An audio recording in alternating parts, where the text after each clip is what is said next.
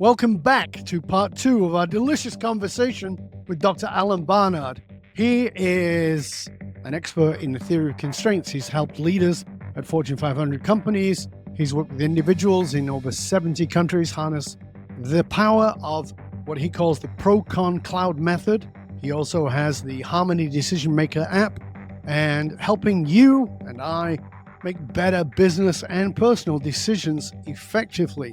In part 1 of the show, we talked about what is the theory of constraints and how we tend to get overloaded when it comes to making a decision, and how to actually boil that down and work out what it actually is that we need to focus on first, second, and third. What are the focuses, and then what do we do next? How do we boil that down?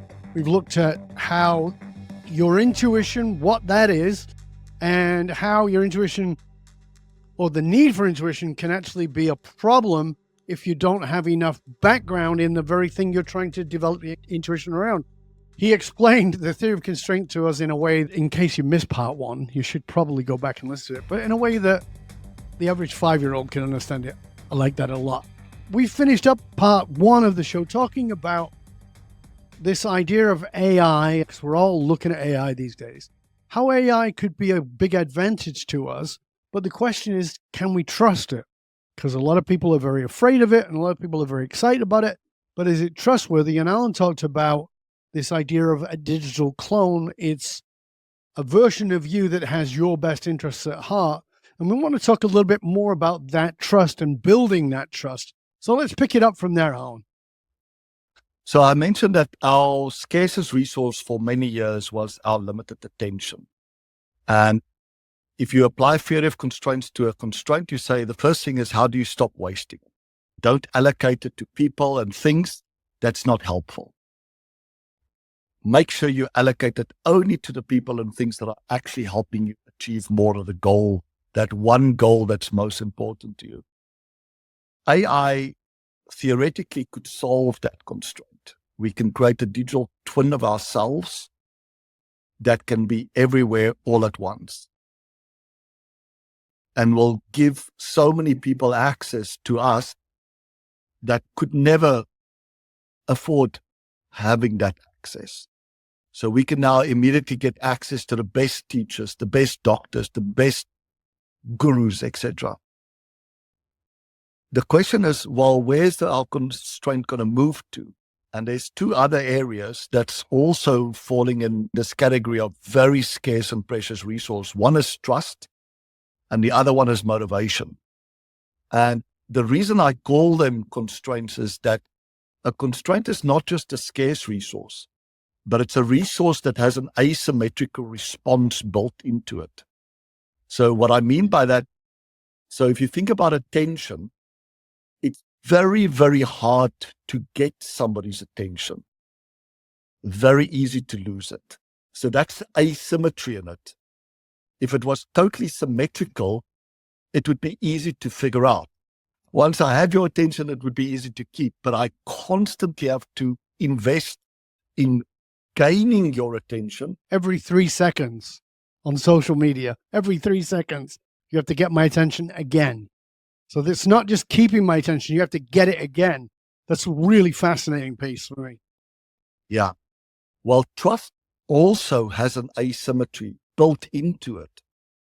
It's very hard to gain your trust, very easy to lose it, and almost impossible to regain it after I've lost it. You just think about a relationship, romantic relationship. The more somebody has suffered trauma in past relationships, the harder it is to get their trust. And sometimes, despite all of our efforts, we never gain their trust fully. But it's very easy to lose it. And sometimes for the best reason. For example, imagine your romantic partner asking you, what do I look like in this dress? You're in a conflict because you want to be honest, but you don't want to hurt her feelings. So you pick the safest option, which says you look amazing. And then sometime later, when she brings up the dress again, you say, you know what? I just want to give you some feedback. I mean, it's not that you look bad in the dress, but you look so much better in other dresses. And she goes, so you don't like the dress? Well, not that much. So you lied to me. And now I jump immediately because I'm so sensitive.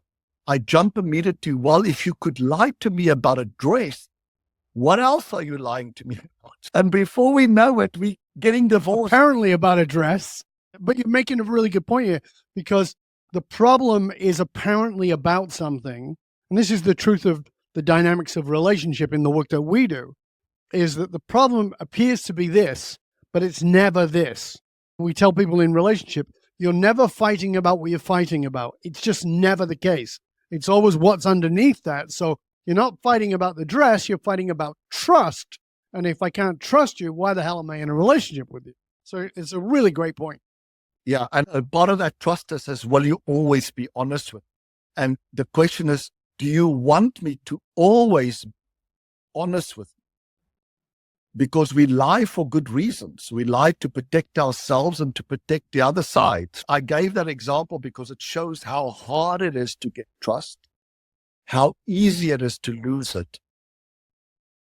We lie because for some reason it's not safe to tell the truth. There's a price of telling the truth. And so my qualification is, do you really want to know? And if the answer is yes, are you sure you want to know? Even if what I say is upsetting to you, because now you have double accepted that you want my truth, not the truth, but my truth. Yes, I want to know. Okay, so you don't get to punish me for giving what it is you're asking for. If you do that in all relationships, not romantic, but all of them, you'll find the communication gets a hell of a lot more honest. But you've got to be willing to live with if you're on the other side of that, because you might be, listen, you're a terrible leader and you really think you're great. Yep. I had an example with my mentor, Dr. Eli Goldrat, that created Theory of Constraints, that by chance happens to be his birthday today. He would contact me at all time of the day and send me a document and say, have a look at this. What do you think? And he had told me multiple times that the reason why I was allowed to become so close to him was that I told him the truth. It's like I treat others the way I treat myself, which is don't sugarcoat it, just give it to me brutally honest, right? And then we would get into this huge argument and it would be horrible. And at one point I said to him, Eli, I don't understand. You tell me that you love me because I'm always honest. When I'm honest, you get so upset and you start punishing me for it. What do you want from me? And he said he also reflected on that. He feels horrible about it. But what he realized, to be very honest, is when he's put in a lot of work on something, and I want to ask you for your feedback, what I'm really asking for is please give me credit for the hard work I've put in.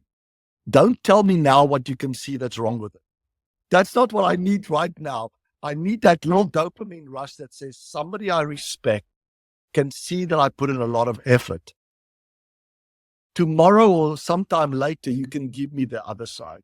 I immediately thought about it's the same thing with a dress, right?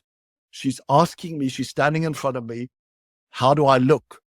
And what she really needs is getting feedback for, wow, I can see you put in a real effort to look amazing and feel amazing tonight. I'm proud to be with you.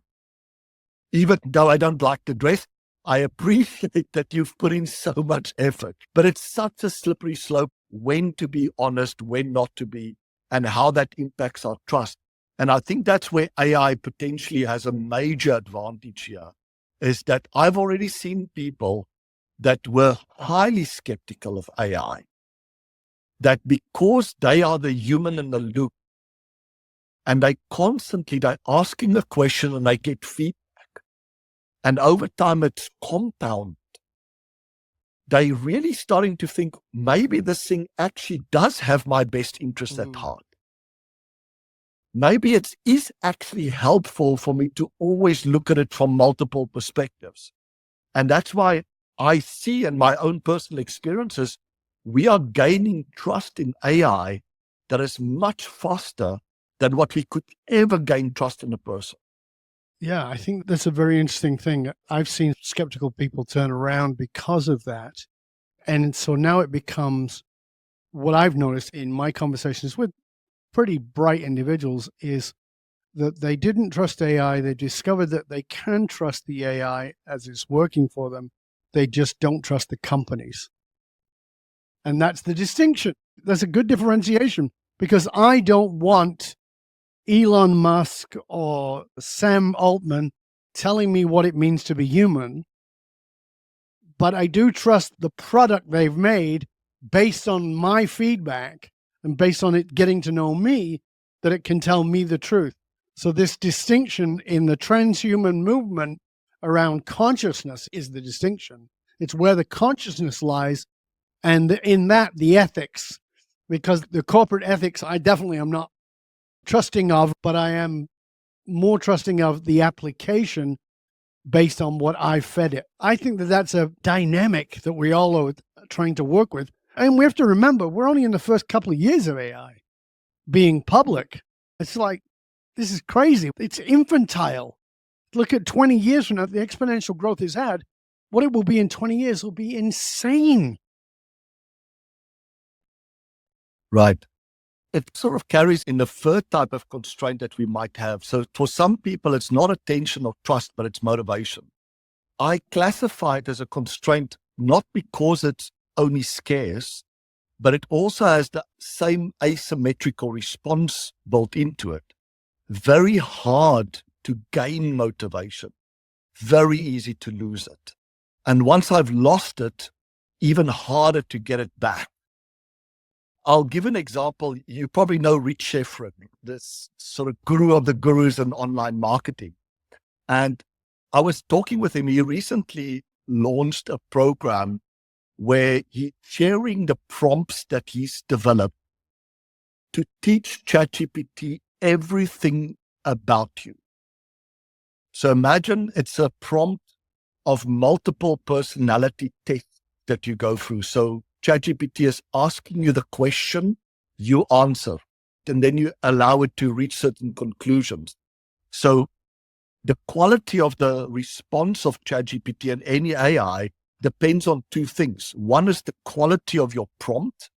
The more specific you are, the better the response will be. And the secondly is the context that it has. The more it knows about you, the more it can decide what is generally the best response, but specifically what's the best response for you. So I asked Rich, how has ChatGPT helped you with motivation? And he said to me, Alan, it's been a game changer. I said, tell me about it. I'm curious to find out. He said, so he wakes up in the morning and he knows he's got a webinar to do, and he's committed a timeline, so he has to do it. There's no going out, right? That's one way to overcome your procrastination and ADHD, is you make external commitments. But he has no motivation. So he's walking down to the kitchen, preparing coffee, and he starts talking to ChatGPT, and he says, I have a big problem I need your help with. I need to do this bloody webinar, and I have zero motivation. And ChatGPT responds very empathetically and saying, absolutely get it. It's something that you have been struggling with for a long time. Fully get it. You're having some coffee. That's definitely going to help. But by the way, tell me what were you thinking about? What are you going to talk about on the webinar? And he says, well, I had some couple of options. These are my options. He says, very interesting. I mean, all of those are pretty good, but which one do you feel most passionate about? And he shares. He says before he knew it, an hour later, he's working on a bloody webinar. And he said ChatGPT totally manipulated him in a positive way, because it's like one of those things that understands tiny habits and the fact that sometimes it's just getting started. The thing is, like, I do 100 push-ups every morning when I wake up. And when I have zero motivation, the advice I got from my ex-wife is just do one. So you go down, you do one, and you think, while I'm down here, I might as well do 10. And before you know it, you've done close to 100. You might not. That part of it, I'm so excited about, because we all have these dark shadows that follow us around that cause us to waste our attention, our trust and motivation. And if AI can make a positive contribution that helps us to make sure we don't waste our attention, trust, or motivation, and only focus it on a few things, and maybe even the one thing that will give us most of the benefit to making progress on the goal, I think that's a game changer. Like you said, motivation is like, I really dislike that word. People say, are you a motivational speaker? I go, hell no. I'm so not interested in motivating you to do anything because motivation is so transitional. Particularly if you're ADHD, if something comes out of left field and you're off on a tangent for the next 3 hours. But what this is tapping into in the way that you're describing it is more than motivation. You're tapping into a primary driver, and that's more important. So now the motivation will last because, like, something comes up. No, I'm on this path. It's like people say, how do you produce so much, Dov? You are a content machine. You write all these articles and you put out all these things. The answer is because I'm totally engrossed. I love it. I love it. And other things come up and I just start another article. And then I start that and then I come back to this one. So I've got 50 articles that have started that will maybe never get done. I don't know. But I'm in this primary driver. And so I can't lose motivation for me. I don't understand the writer's block. I don't get it.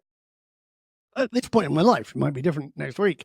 What you're talking about is teaching AI to tap into what it is that gets you going, that puts some fuel in the tank in a way that some bloody rah-rah affirmation will never do. I agree with you. I think motivation is a pretty bad thing. What I think about differently is like, what's the catalytic conditions that will enable me to take the action that can allow me to make progress? So I'm thinking about if X, then Y, right? And Y is the action that will move me closer to the goal. So the more I understand one of those conditions, the X, because sometimes it's just X plus something will get me to take the action, or X minus something will get me to take the action. And that to me is like, the more we teach AI about us, the better it will understand those conditions that, if they exist, will get you to do the right thing.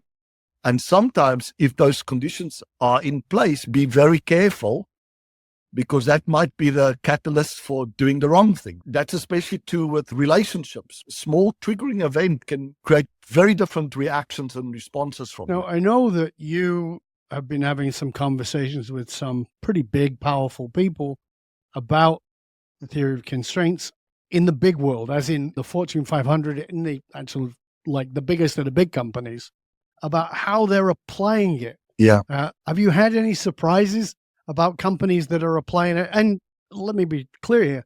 I think that sometimes people are applying something and don't know they're applying it until they have a conversation with Dr. Alan Barnard and go, oh, that's what you're doing. It's fascinating that you asked. I was recently asked by Jay Abraham. He was presenting to Tony Robinson's Platinum Group, and he asked me if I could do a presentation. But he said, I have a request for you. Not many slides, not even few slides, just one slide.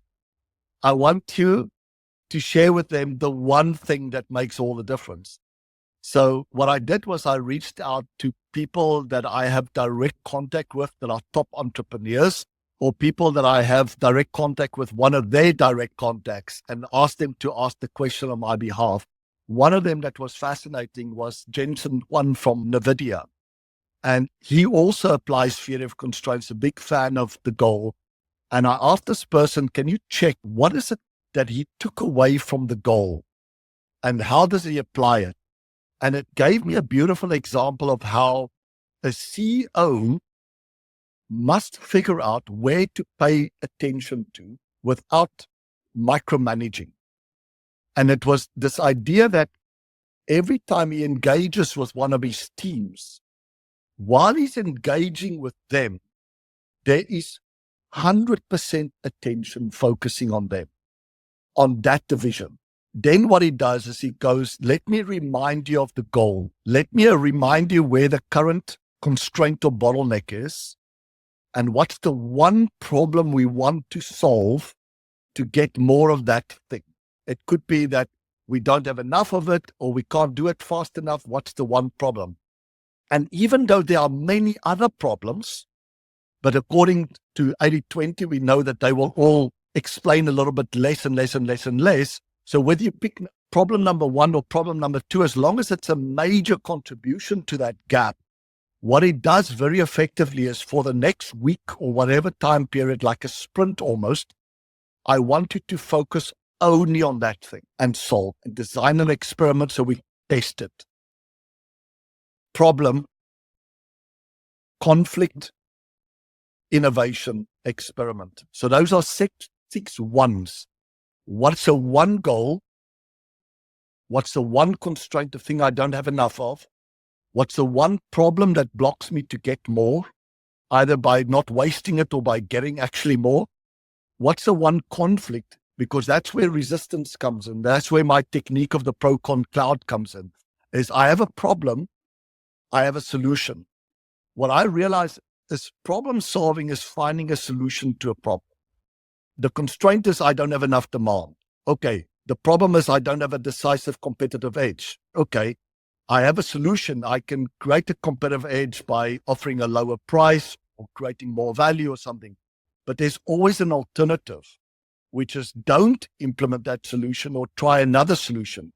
And what I realize is that innovation is different from problem solving. Innovation is trying to find a solution without trade-offs, without resistance.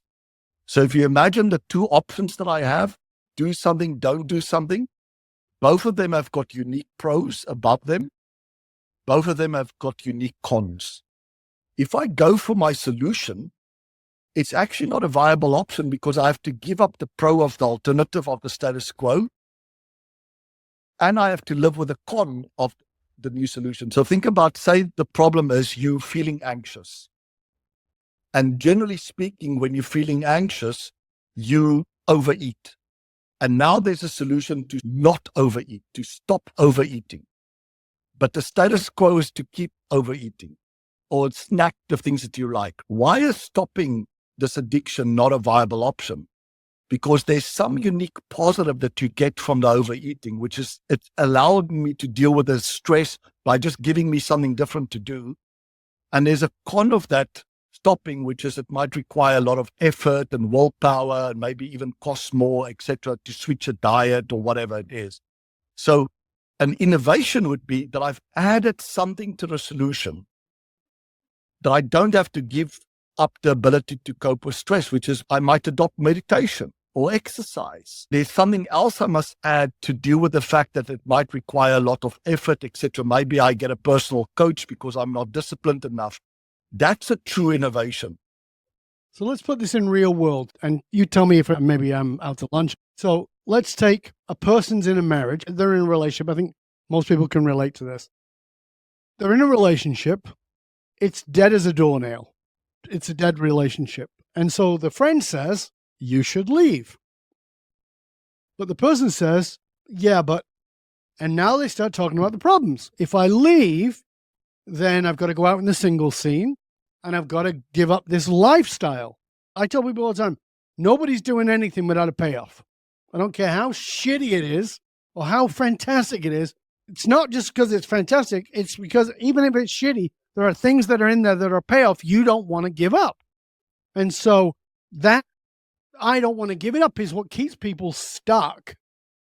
And so what you're saying is on the other side is, well, if you don't have to give up the lifestyle and you could still be not in this relationship, what would you do then? Is that the idea?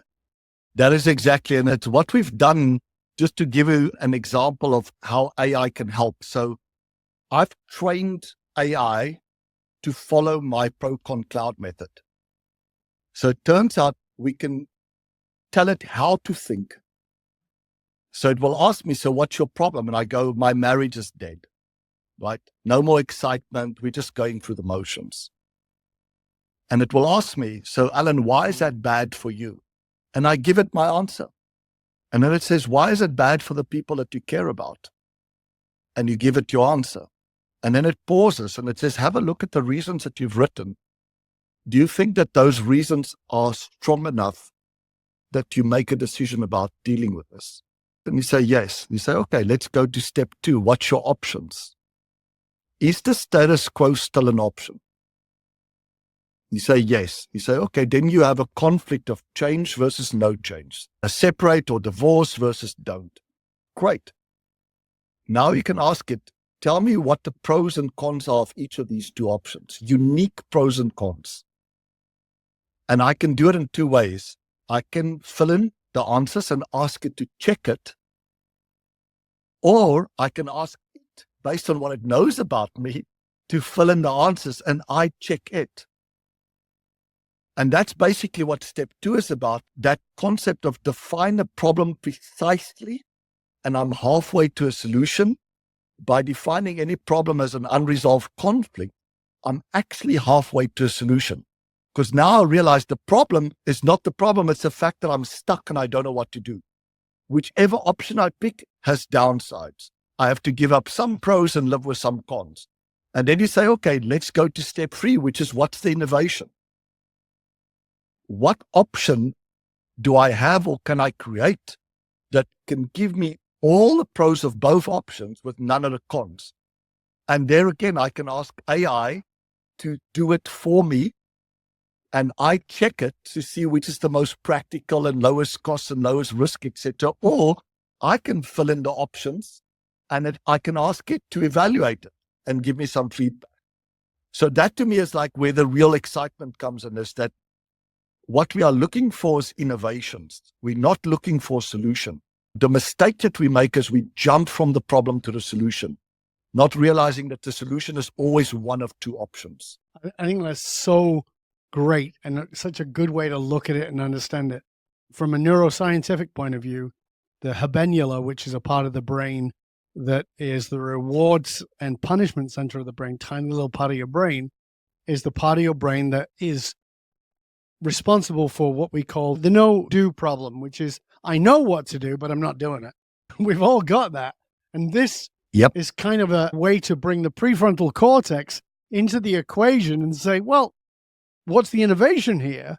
And to be able to step outside of yourself and use AI to do it is bloody marvelous. Absolutely. One of my big aha moments was we can't challenge an assumption or belief that's in the subconscious. How do we get it from the subconscious to the conscious? Is we just ask the right question. And the right question is often, you know what to do. Why aren't you doing it? It could be that you don't see the benefit of doing it or the negative of not doing it, which implies that there's some level of ignorance. But most of the time, the person that smokes can tell you what the positive is of stopping and the negative if they don't. It's the fear, it's the exaggerated fear of what they will have to give up or gain that they don't want. So just by asking that question directly, what are you scared of losing if you give up smoking? Or what are you scared of gaining that you don't want if you gave up smoking? And that transfers that assumption or belief from the subconscious. And once it's there, once I have written it down or I've typed it on an app or I share it with somebody or ChatGPT, now I can check and challenge it.